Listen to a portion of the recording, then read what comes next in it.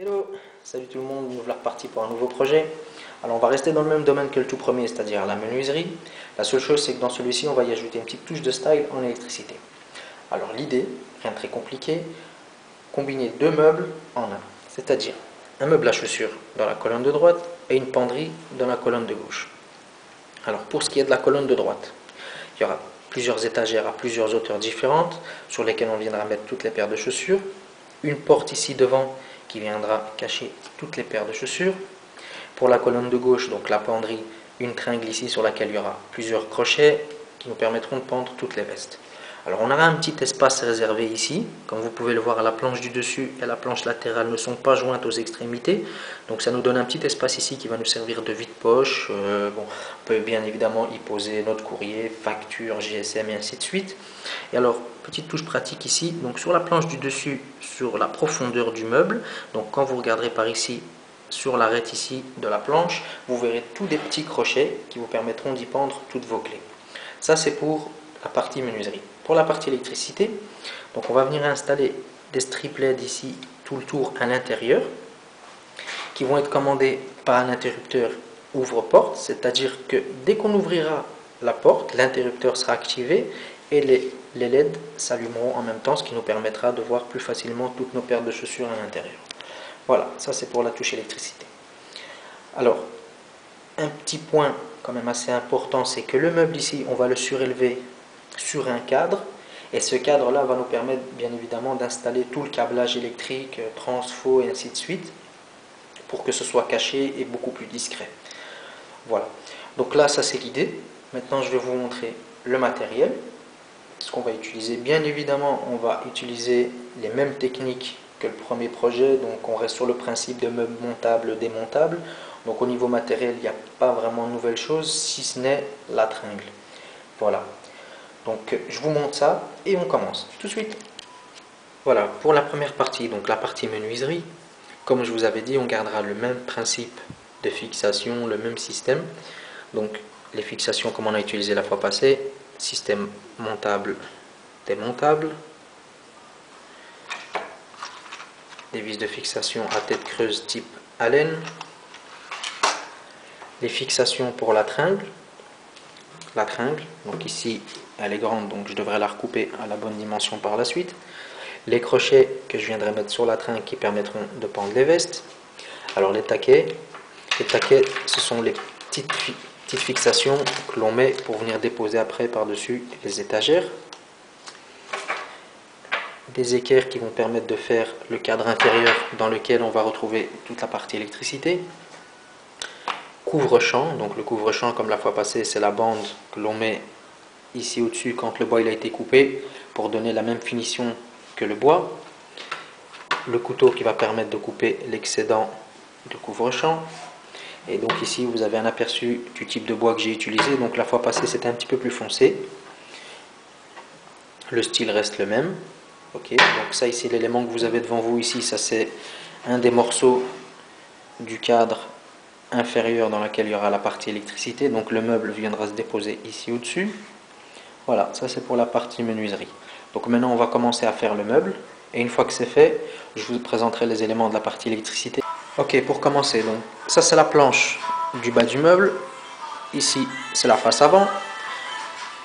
Donc ce que je vais commencer par faire, c'est tracer sur les côtés ici, là et là, tous les endroits où je vais venir mettre les fixations. Ici donc 45 cm entre les deux planches, partie intérieure. Donc ici il y aura la planche suivante à la verticale, la séparation entre les deux, donc celle-ci. Voilà, donc je vais commencer par tracer ça, ces trois parties là. Une fois que c'est tracé, je forge, je mets les fixations et on se revoit après. Tout de suite. Ok, donc là on va commencer avec l'assemblage du caisson dans lequel il y aura la partie électricité. Donc ça c'est le caisson qui va être tout en dessous. Donc on a la latte de 80, la deuxième latte de 80, la latte de 34, la deuxième latte de 34. Donc 34 plus l'épaisseur des deux planches 18-18.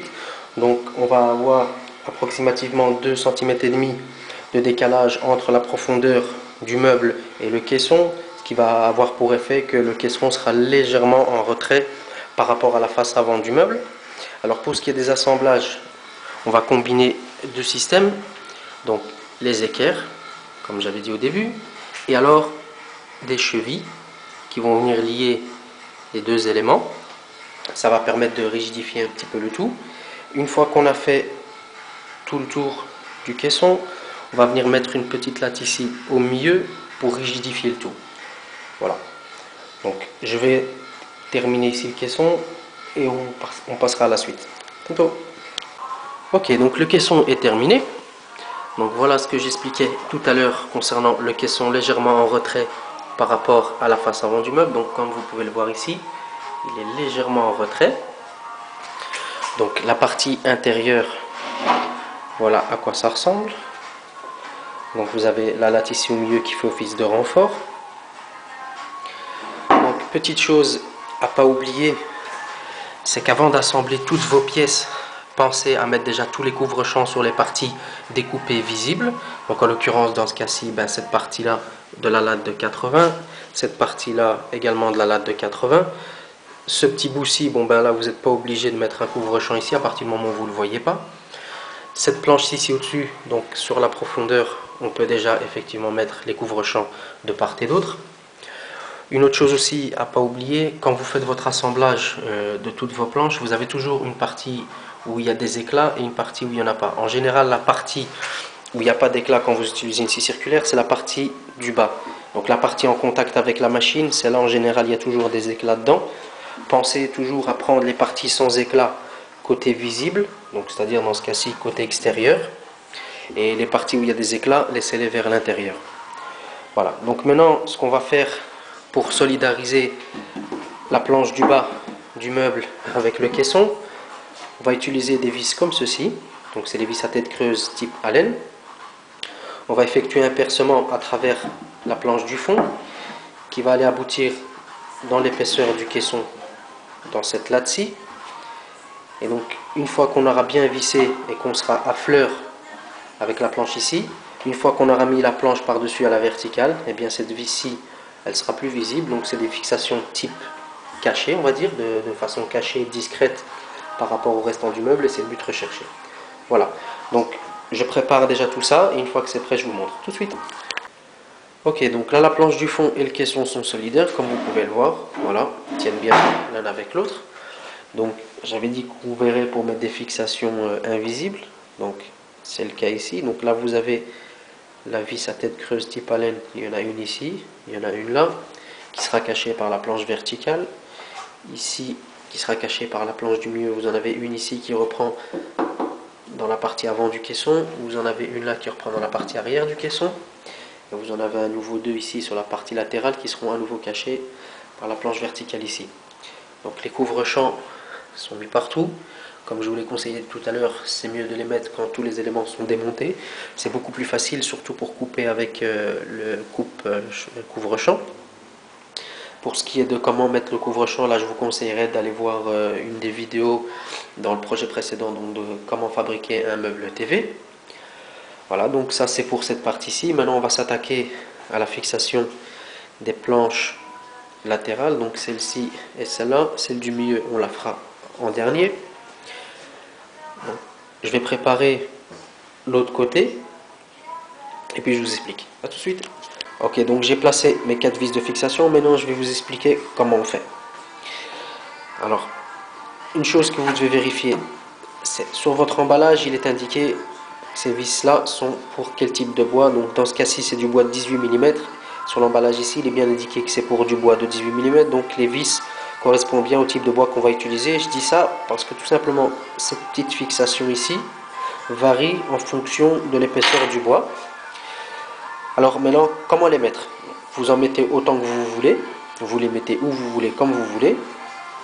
Donc moi dans ce cas-ci j'en ai mis une à 3 cm du bord. Donc vous prenez du bord ici à l'axe du trou 3 cm et du bord ici à l'axe 9 mm.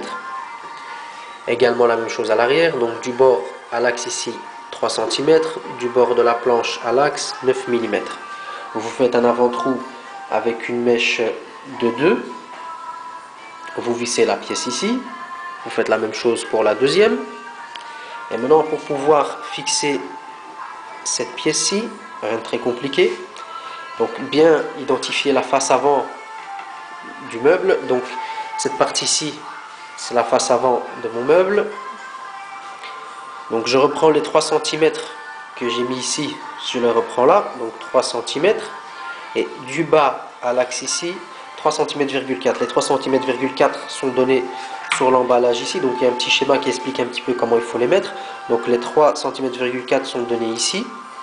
Donc je trace, je perce un trou de diamètre 15 sur une profondeur de plus ou moins 1 cm,3 cm. En fait, ce qu'il faut, il faut que la pièce ici, quand on l'enfonce dans le trou, elle soit à fleur avec la planche pour pouvoir venir mettre par la suite une pastille en plastique pour cacher donc la pièce.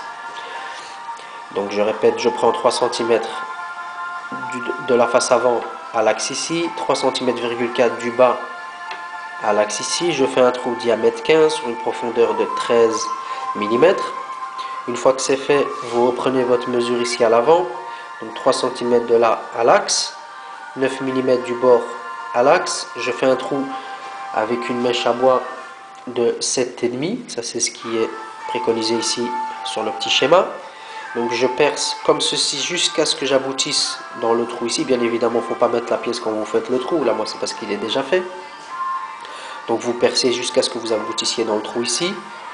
Une fois que c'est fait, vous refaites la même chose pour la deuxième vis. Et une fois que ça c'est terminé, on va attaquer les chevilles en bois.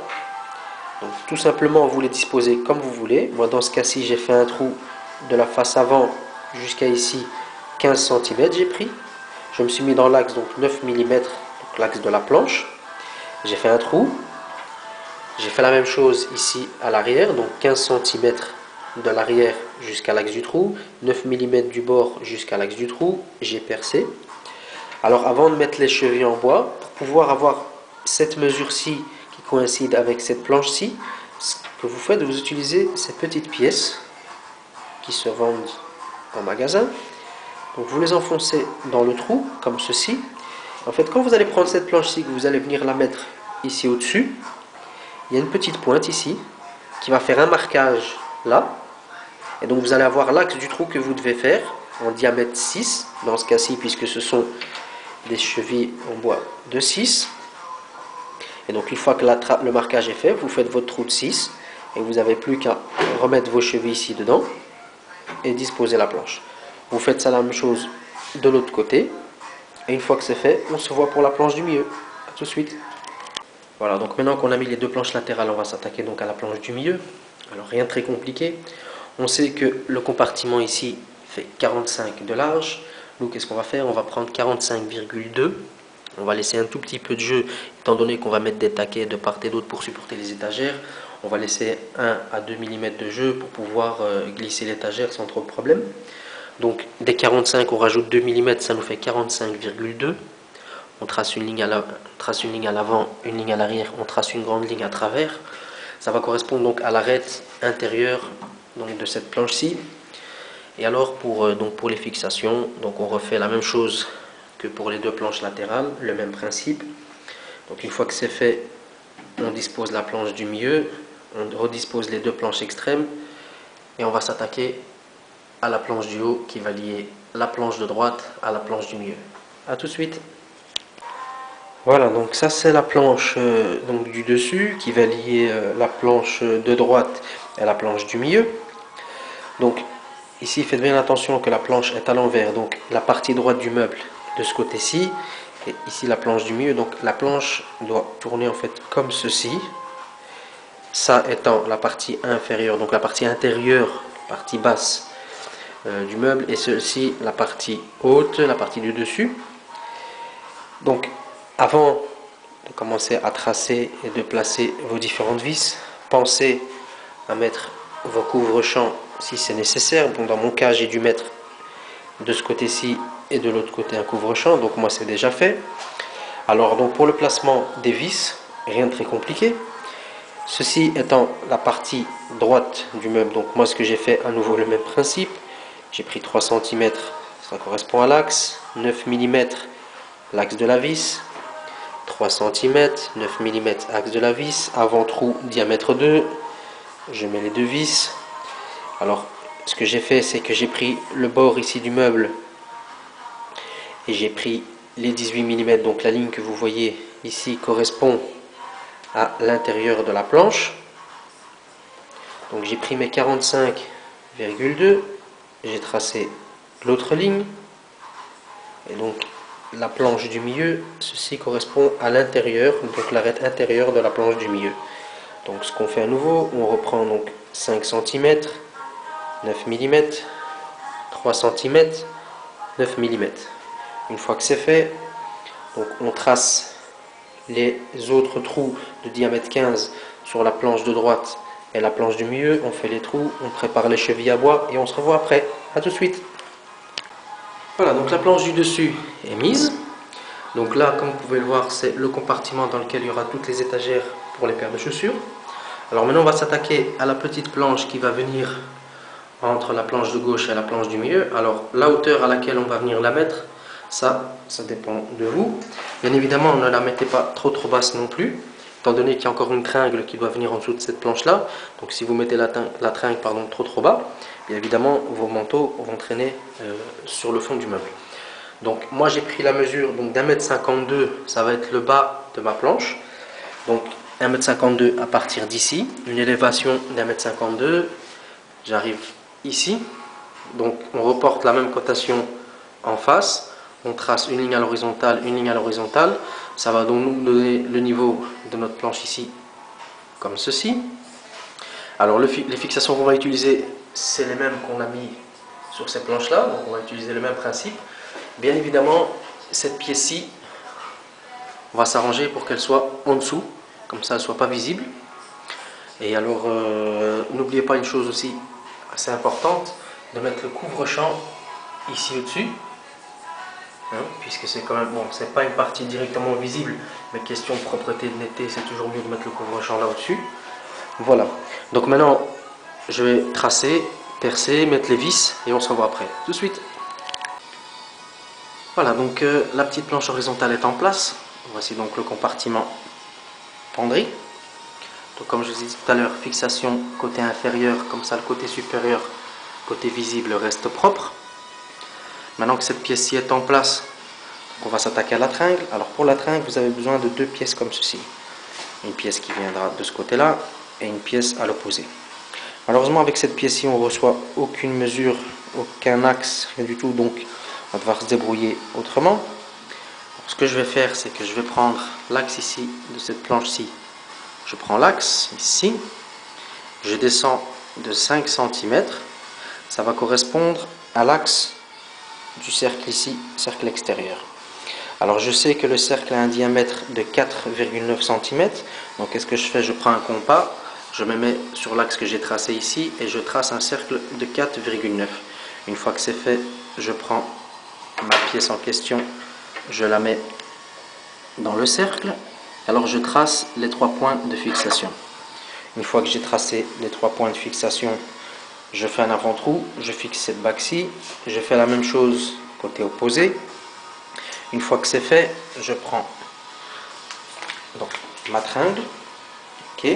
Alors pour la mesure, rien de très compliqué, je prends la petite planche ici, donc la planche qu'on a mis juste avant, et j'enlève 2 mm pour avoir un petit peu de jeu pour le montage. Voilà, donc une fois que c'est fait, on se revoit après, tout de suite. Ok, donc la tringle est en place. Alors pour ce qui est du montage, rien de très compliqué. Une fois que vous avez fixé les deux bagues, alors pour venir placer la tringle entre les deux, vous désolidarisez ces deux planches-ci l'une de l'autre en dévissant les deux fixations ici en dessous. Donc vous les écartez, vous insérez la tringle d'un côté. Bien évidemment, vous n'oubliez pas de mettre vos crochets dirigés par ici pour pouvoir venir pendre vos vestes comme ceci. Et puis vous vous arrangez pour que ce côté-ci de la tringle s'insère dans cette bague-ci en resolidarisant les deux planches ici. Vous resserrez les deux fixations et votre tringle est en place avec les crochets.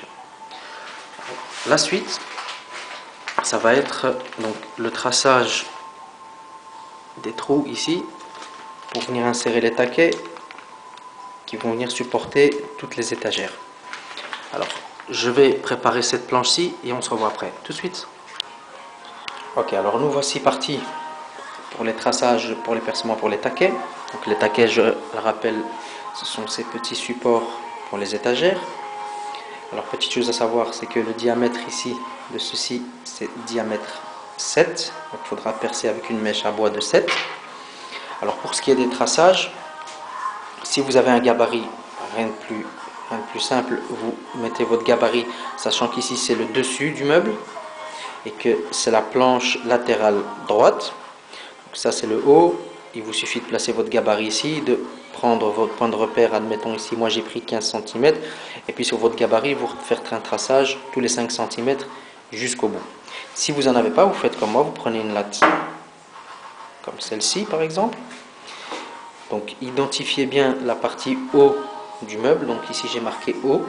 Pourquoi? C'est comme vous allez faire des traçages à la main tous les 5 cm, si vous retournez votre latte pour faire un traçage sur la partie arrière du meuble ou sur l'autre planche, donc la planche centrale, vous risqueriez d'avoir de légères variations, de légères différences entre les percements, tandis que si vous gardez toujours votre latte dans le même sens, en disant que ceci c'est le haut, donc si maintenant vous la mettez en face en gardant bien la partie haute, vos percements seront toujours à même distance, ce qui va faire que vos étagères seront bien de niveau. Donc ce que j'ai fait, j'ai mis ma latte au bord ici, j'ai tracé 15 cm sur ma latte et puis tous les 5 cm. Tous les 5 cm un trait, et ce jusqu'au bout. J'ai tracé une ligne de la face avant jusqu'ici 5 cm. Donc je prends ma latte, je la place sur la ligne et je répercute tous mes petits traits. Voilà.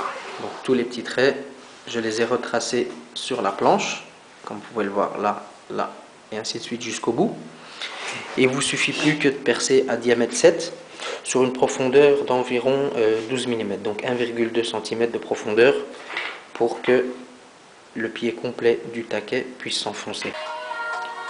Ok, donc là vous pouvez voir une des deux planches totalement finie, donc j'ai déjà mis les taquets aux bons endroits.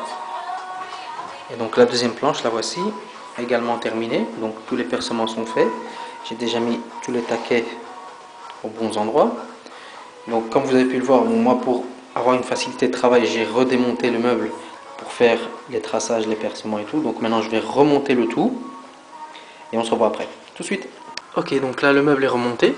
On va s'attaquer à la partie arrière du meuble, c'est-à-dire le fond.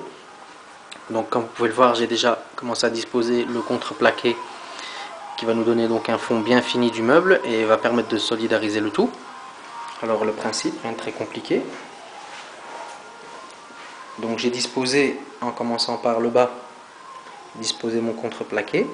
Je l'ai mis bon en bas et je suis remonté progressivement jusqu'en haut. Alors pour ma part, moi j'ai effectué une découpe ici pour la partie vide-poche. Bien évidemment, elle n'est pas accessible de ce côté-ci, elle est accessible que par la face avant. Mais pour donner un certain style, j'ai préféré ne pas mettre de contreplaqué blanc dans cette partie-ci. Donc j'ai effectué une découpe. Là. Comme vous pouvez le voir, en haut, j'ai laissé une légère aération, étant donné que c'est le compartiment chaussure, donc pour apporter un petit peu d'air à ce compartiment. Alors pour ce qui est de la planche ici au milieu, on va venir aussi se fixer dessus. Donc tracer une ligne à l'axe de celle-ci. Faites attention quand vous prenez cette mesure qu'il ne faut pas être trop sur le bord intérieur ou extérieur de cette planche-ci au risque de l'abîmer. Une chose aussi, quand vous allez venir fixer votre contreplaqué, veillez à une chose relativement importante. Faites tout d'abord des petits avant-trous avec une mèche de 1,5 on va dire. Et surtout, très important, quand vous faites votre avant-trou, pensez à mettre les surfaces égales. C'est-à-dire, le bord ici du contreplaqué doit être égal avec le bois ici. Ce qui est possible, c'est que votre bois est légèrement travaillé, soit légèrement bombé intérieurement ou extérieurement. Donc tout simplement, quand vous faites votre avant-trou, vous joignez les pièces l'une à l'autre d'une main et vous forez votre avant-trou de l'autre, puis vous fixez une vis. Et vous allez comme ça progressivement jusque tout en haut, et vous faites ça sur l'autre arête latérale également. Et donc pour la partie du milieu, comme on a dit, on trace une ligne sur laquelle on va venir faire plusieurs avant-trous et fixer donc des vis. Je précise bien des vis et non pas des clous, puisqu'on part du principe que c'est montable, démontable. Dans ce cas-ci, donc, les vis que je vous ai montré au début, pour rappel, c'est des 3 x 12 avec une tête Z1. Donc c'est tête plate, hein, c'est pas une tête fraisée, c'est tête plate, pour éviter d'abîmer le contreplaqué. Voilà, donc dès qu'on a disposé toutes nos vis, on se revoit pour la suite. Tantôt. Ok, donc là le contreplaqué est en place. Donc là on peut estimer qu'on est à environ 2/3 du travail. Donc maintenant on va s'attaquer à la porte du compartiment chaussures. Alors avant tout, commencer à couvrir les champs où il y a eu les découpes à l'aide de la bande couvre-champ qu'on vient coller avec le fer à repasser. Une fois que ce sera fait, on va tracer la disposition des différentes charnières. Pour ma part ici, moi j'en mets 4, donc il y en aura une en bas, une au milieu et 2 en haut qui seront espacées d'environ 20 cm l'une de l'autre pour renforcer un petit peu le maintien de la porte. Et après ça, on vient tracer la poignée et on la place. Voilà. A tout de suite. Ok, donc si tous vos couvre-champs sont en place, on va pouvoir commencer avec la pose des charnières. Alors petite présentation de celle-ci, je ne l'avais pas fait au début étant donné que je n'avais pas encore trouvé le modèle que je souhaitais. Donc je voulais un modèle relativement robuste étant donné que la porte a quand même un poids assez considérable. Donc c'est une chose à ne pas négliger quand vous choisirez vos charnières. Et pourquoi ce modèle-ci? Tout simplement parce qu'il est montable, démontable sans tournevis. Donc vous avez ici un petit clips devant qui permet de désolidariser les deux éléments l'un de l'autre. Donc quand la porte est en place, il vous suffit de pousser ici devant et la charnière se démonte. Alors pour ce qui sera de la finition de la porte vis-à-vis du meuble, donc contrairement au projet précédent donc où on avait une finition qui se faisait ici sur la face avant, donc la porte était ici à l'intérieur et la finition se faisait avec la face avant du meuble, ici la porte va venir se poser ici devant et la finition va se faire avec le côté latéral du meuble. Alors pour ce qui est des mesures, donc vous avez à nouveau le gabarit ici à l'arrière qui vous donne les mesures et les cotations pour les différentes pièces. Donc ceci est la pièce qui vient dans le meuble, le bord du meuble, et vous avez 37 mm à reporter pour avoir l'axe des deux trous ici. Ça c'est pour la partie meuble. Pour la partie porte, vous avez donc à nouveau ici la ligne qui représente le bord de la porte et une mesure de 22,5 mm à reporter pour avoir l'axe du trou ici à faire qui va réceptionner cette partie-ci de la pièce. Donc elle viendra comme ceci. Donc le trou est de diamètre 35, contrairement à la fois passée où c'était diamètre 26, ici c'est diamètre 35. Donc voici la fraise avec laquelle on va faire le trou. Et le trou est à faire sur une profondeur de 12 mm. Alors pour rappel, ici c'est un bois d'épaisseur de 18 mm, donc il n'y a pas de souci. Ça sert aussi à faire attention quand vous choisirez vos charnières, qu'elles puissent être montées sur le bois que vous avez choisi. Donc je vais commencer par la pose des 4 charnières sur la porte, donc ces 4 parties-ci. Une fois que c'est fait, on se revoit pour la partie intérieure du meuble. A tout de suite. Ok, donc là mes 4 charnières sont en place vis-à-vis de la porte, donc celle du bas, celle du milieu et les deux du dessus. Alors pour ce qui est de la partie intérieure du meuble, donc vous avez donc les 2 pièces du dessus, celle du milieu, celle du bas. Alors concernant le gabarit que je vous avais expliqué tout à l'heure, il y a juste une petite erreur. En fait ici il est indiqué que ceci est le bord du meuble, donc ça correspond à ceci, et qu'il faut prendre 3,7 cm du bord du meuble jusqu'à l'axe du trou. Donc ça veut dire d'ici à là, il me faut 3,7. Effectivement, ça c'est juste. Par contre, le sens de la pièce est faux. Donc ici, vous voyez qu'il y a le petit côté et le grand côté. Donc le grand côté est côté extérieur du meuble, donc bord du meuble, et le petit côté à l'intérieur. Or, ça doit être dans le sens inverse. Le petit côté bord du meuble et le grand côté intérieur. Pourquoi? Parce qu'en fait, vous avez le petit trou ici et l'autre petit trou là en dessous, dans lesquels viennent se mettre les clips de la charnière qui sont sur la porte. Donc chose à faire, bien attention, par rapport à ce dessin-ci, la pièce vous devez la tourner. La mesure est bonne, c'est juste que cette pièce-ci, il faut lui faire un demi-tour. Voilà. Donc ça c'est pour les fixations des portes. Je vais placer la porte maintenant sur le meuble pour voir ce que ça donne et vous montrer les petits réglages qu'il y a à faire. Tout de suite. Alors pour ce qui est des réglages, alors avant de commencer tout réglage, pensez d'abord à vous assurer que votre meuble est au bon endroit. et qu'il soit de niveau. S'il n'est pas de niveau, pensez à mettre des petites cales en dessous pour le mettre le plus de niveau possible. Alors pour le premier réglage, si votre porte n'est pas à fleur ici, qu'elle est plus à droite ou plus à gauche, à ce moment-là, vous devez travailler sur ces vis-ci. Alors pensez à travailler systématiquement sur les 4 vis, donc sur les 4 charnières simultanément, pour éviter de forcer sur la porte ou de forcer sur les charnières. Alors, deuxième réglage. Si vous constatez que vous avez un jour ici, entre la porte et le meuble, à ce moment-là, vous devez travailler sur les vis de devant. À nouveau, travailler en même temps sur les 4 vis pour permettre aux 4 charnières de bouger en même temps, en avant ou en arrière. Et dernier réglage, si vous constatez que votre porte ici est plus haute que le sommet du meuble, ou à l'inverse, que la porte ici est plus bas que le bas du meuble, à ce moment-là, vous devez travailler sur ces vis-ci. À nouveau, la même chose, vous dévissez les 8 vis et vous montez ou descendez la porte et vous vous assurez à nouveau que tous vos réglages sont bons.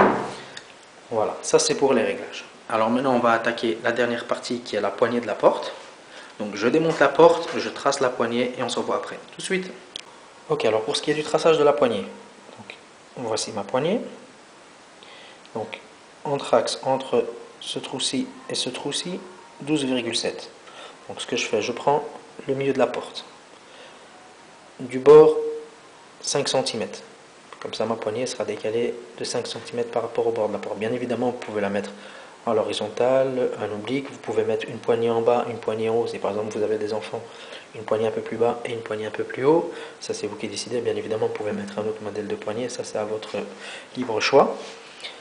Donc, une fois que j'ai fait le traçage des 2 trous ici, je perce un trou avec une mèche de 2, je passe les vis et je fixe la poignée. A tout de suite.